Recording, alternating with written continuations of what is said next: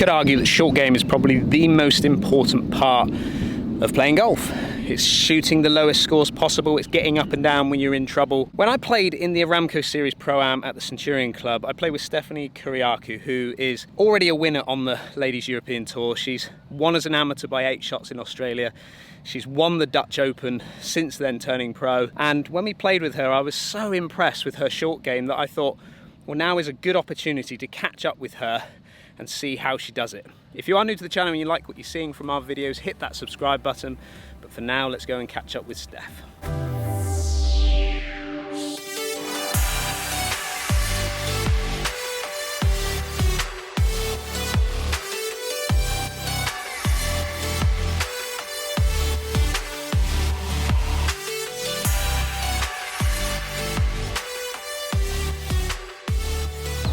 Steph? Steamy. It is hot. It's steamy. Steph, the first thing I need to say to you is Lester sends his best. He's very disappointed that he's not out here to catch up with you. Really? Yeah, he is, yeah. Quite happy about that, to be honest. Are you? Yeah. Did you enjoy your time with us at the Centurion Club? Yeah, I had fun. We had fun, yeah. Probably one of the best Pro-Am groups. Do you know where we finished? Did we win? No. Finished second. Did we? By how many? Maybe if Leicester played better, we would have won. Well, and he had shots. Do you know Leicester plays off 4 now? His handicap has gone up. Yeah. So he's now got. But is he okay? He's all right. Yeah. He's all right. He's always all right. Yeah. He's a happy lad. Anyway, right. When we were at Centurion Club, Lester and I obviously did our video of it, and one of the things that kind of jumped out to me, and we were talking about it, was your short game. I was looking through the stats, okay, prior to this week, and you're quite high up in the birdie ranks. Did you know that? Do you watch the stats? No. No. I didn't know that. I know like some of my own stats, or actually my caddy knows most of my own stats. Which is important, yeah. Yeah, but I did not know about that. No. Now, being as that you make obviously quite a few birdies, you need to have quite a tidy short game to probably be able to deal with that, yeah? Or certainly hit it close. Yeah, I think so. Your chipping. So your chipping technique, which was, you know, you played some amazing chip shots around Centurion Club, and the reason why we say they were so good was because the lie, I mean, you play on tour courses all the time, but the lies are all very, very tight. Yes. Not a lot of grass under the ball, and it was a little bit wet that particular day. If you remember in the tournament, it rained kind of before the tournament, didn't it? Quite a lot. Quite a lot. Very soggy. In the UK, that's what we get, yeah. I'm afraid. But it didn't seem to phase you, whereas it phased Leicester quite heavily. Yeah, but Leicester's just Leicester. So I thought today we could just have a little go around this sort of short game area here, and we could hit a few different chip shots, get an idea of what you kind of think and how it goes about, how you go about your business around the greens. Okay. Does that sound good? Sounds wonderful. Okay. So I've set us up 3 different stations. So we've got this first one, which is pretty basic. Okay, yep. It's slight downhill. We're going to go to that, what are we going to say? We're going to go to that pin. Left one. Left pin? Yeah. We're going to go left pin. Oh. Is there anything that you would do in this situation differently, because we are on a slight downslope towards the pin? Yeah, so, I mean, it's not really that severe, but no. I guess I'd kind of lean with the slope. My friends are just throwing balls at me. Sorry, they're being very silly. Yeah. I would just kind of like lean with the slope. Make sure I keep my weight on my left side the whole chip. Yeah. So you're going to make sure that you lean towards the target, moving down with the slope. Yeah. Do you change ball position at all? Where's your ball position sit? Not really. Again, the slope's not really that severe, so I wouldn't change much. And it's kind of a standard chip shot. I mean, these greens are soft. They're receptive, aren't they? Yeah. So it's kind of just a standard chip shot, really. Okay, so let's have a go with it then. We'll play a couple of shots from here, just get a bit of a visual as to what's going on. So nice. So being in the desert, obviously we've got quite a sandy surface underneath, isn't it? Yeah. So the ground wants to kind of almost like collapse on you a little bit underneath. Yeah, it's not. So you've got to be almost even more precise. Yeah, you have to kind of get get it quite clean. If you flub it a bit, it's really gonna it's really gonna show. Yes. Okay.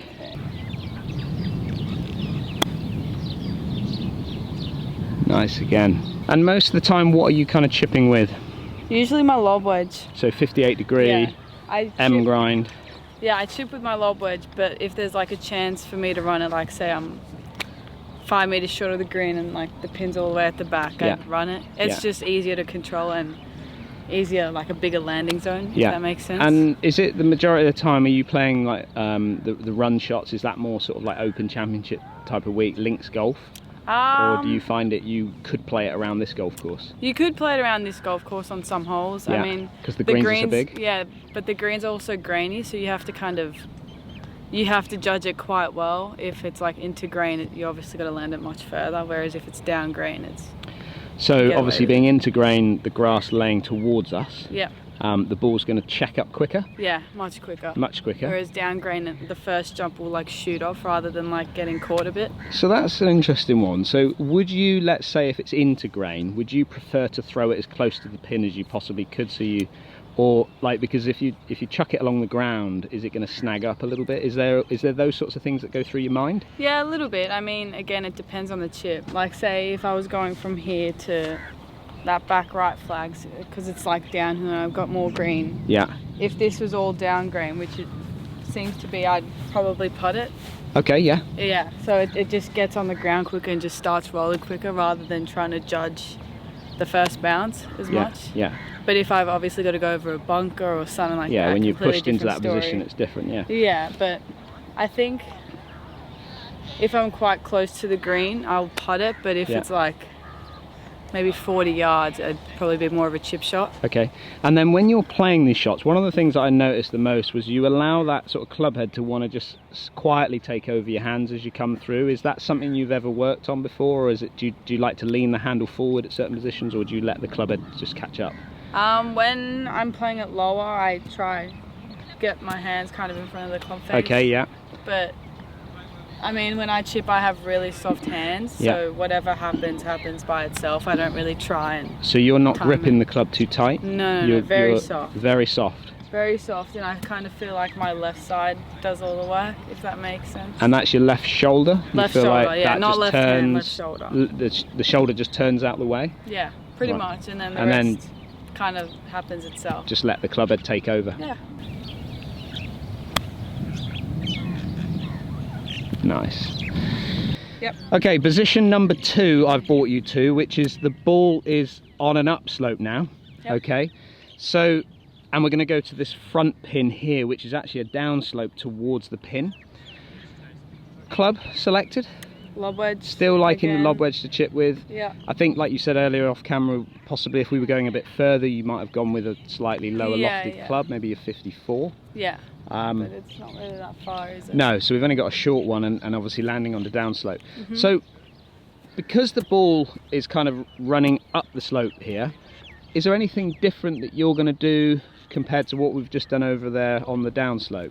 I think with the upslope, it's more of like a neutral weight distribution. Yeah. It's not so much leaning on the left foot because you're just gonna stab it. Yeah, so you don't want the club going into the ground, do you, too much? You want it to sort of run with the slope? Yeah. Okay. So I think being on the upslope kind of works in our favour as we're landing it on a downslope. Yeah.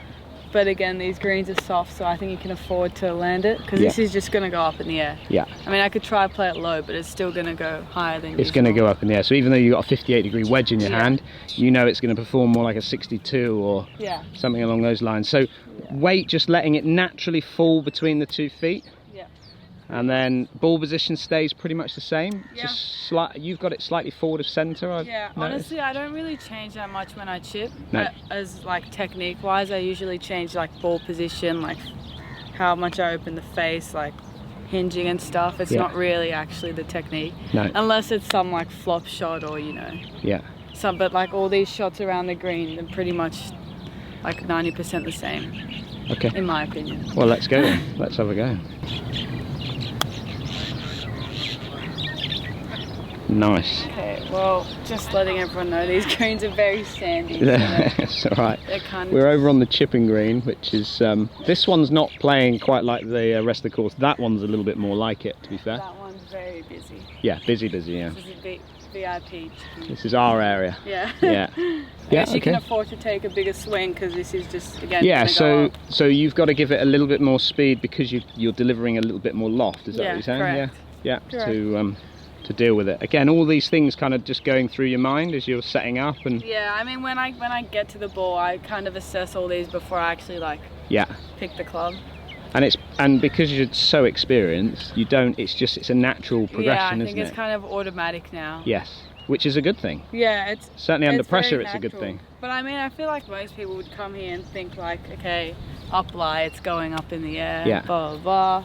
What's the green doing? What's the grain doing? Yeah, I don't know. It comes naturally now. Yeah. But that's years of experience. Yeah.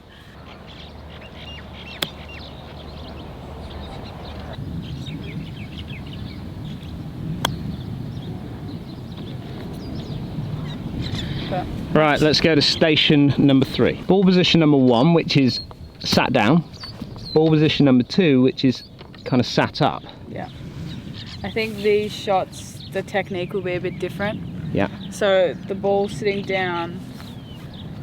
See, one thing that I do when I go, sometimes the ball looks like it's sitting down, but it could be like this far above the ground. Yeah. And that's where people like try and try go under it, but then they just cut straight underneath. So much. Yeah.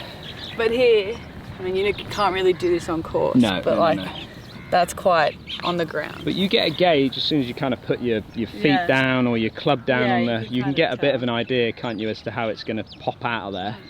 But that particular one is sat down, isn't it? Yeah, this one is pretty close to the ground. So I would kind of play this one. I guess it's kind of similar to a bunker shot. I'd open the face a bit more, especially because we haven't got much green to work with. Yeah. It'd be like kind of opening the face a bit more and just like feel like almost like I'm kind of like holding my wrist through impact. Yeah, so you're not going to let the club head take over too much? Yeah, no, because it's too still like really soft in the hands, but just like feel a little bit more like it's like staying in one position, like I'm keeping the face open, if that makes sense. And that probably allows you to keep your angle of attack just a little bit steeper down on the ball. Yeah. Does that make sense? So you're popping down underneath it? You can't get shallow on this shot or else you're just gonna... Yeah, you're gonna catch way too much grass and duff it out. And also you opening the face up, we talked about it over there when you talked about opening the face and adding more loft and things like that. You need speed, don't you? Yeah, a little bit. You know, because anything going in there with soft hands or too slow, you're going to leave it just here, aren't you? So, okay, let's have a go then. Again, ball position looks like it's staying pretty similar, opening the face up. Just handle forward of center, I'd say. Yeah, your handle just as leant back a smidgen more. Yeah, no hinge here, because hinge just closes the face, which defeats the purpose of opening it up. So more of a neutral shaft lean, I guess. Open the face a bit. That camera could be in danger. Yeah, okay, all right. It's a tough shot.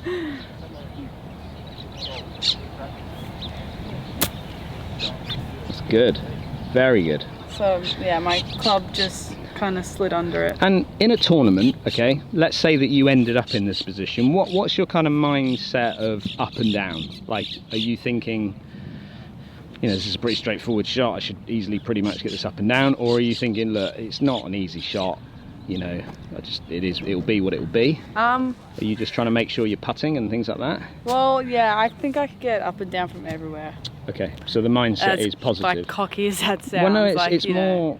That's how you got to think. You've got to think like that. You can't be thinking, oh, I'm not going to get up and down, and then you have no chance of getting up. I kind of think like if I just throw, like just not obviously, you know what I mean, just throw it on the green inside 8 foot, I've given myself a good chance. Exactly, yeah. But, and that's kind of a lot of the amateurs, you know, who think they're going to get up and down from everywhere. I always think, like, you know, at least just get it on the green. Yeah, be realistic. And I mean, if I miss the putt, I miss the putt. Yeah. Not a big deal. No, you can make it up on another hole. Yeah, but I think as long as you give yourself a chance on the green, then it's 2-putt bogey. Okay. It's not like you flubbed it, then you got to try and make it up and down. And you're chipping again, yeah. You know what I mean? Yeah. So this one's slightly different then, Steph. This one is sat up a little bit. Yeah. So what's the reaction here? So my technique will change quite a bit here. Yeah. because it's set up, I find if you try to hinge or try to do like a normal swing, it's very easy to get straight onto it. Yeah. And because this chip shot's not really that long, I kind of use like a straight arm technique. Okay, so I you kind of keep it straight. Yeah. And just go through, and you're pretty much going to get to the point that you've started. Yeah. But again, that only works on like short, like if you've got like a 30-meter shot. Yeah. You can't. There's only so like. So I call it, when I play this shot, I call it rigid arms. So I don't let anything move too much. I try and keep it as solid as I possibly can. Pretty much. And it kind of comes off more consistent than it would if you trying to do a normal chip shot. Yeah, because you're delivering a consistent amount of loft. Yeah.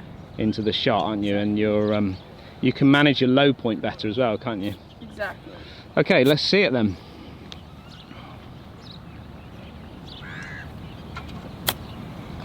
Good again. Yeah. Coming off from the higher position like that, do you feel like you get more spin or less spin from that? At the rough, not too much. Really. So you're allowing a little bit of release. It does come off like higher. Yeah. It's like the high and like it's gonna run a bit. You have to allow. You can't land this at the pin. Yeah. As high as it goes, it's not spinning out the rough because you're getting so much grass between the ball and the club face. Yeah. So reducing spin, let it release out. Yeah. Right, Steph, well, I've certainly learnt something there, and I'm sure the people watching this video have learnt something there. So thank you very much for your time. No, thank you. And as I said before, all the best this week. All the best, thank you. Well, there's just a little video for you from Steph on her short game. I know it's an area that we all struggle with a little bit. Hopefully there's something that you can take from that video that might be able to help you with your game. When we played with Steph at the Centurion Club, it was so impressive to watch. Tight lies that these tour players get on these tour golf courses, and it was quite wet conditions, and she just clipped that golf ball so easily off the turf. It was so impressive to watch. If you do like this video, make sure you comment down below, make sure you give us a thumbs up, make sure you hit that subscribe button, and a big thank you to Steph for taking the time to share her thoughts around the short game. We'll see you again very soon.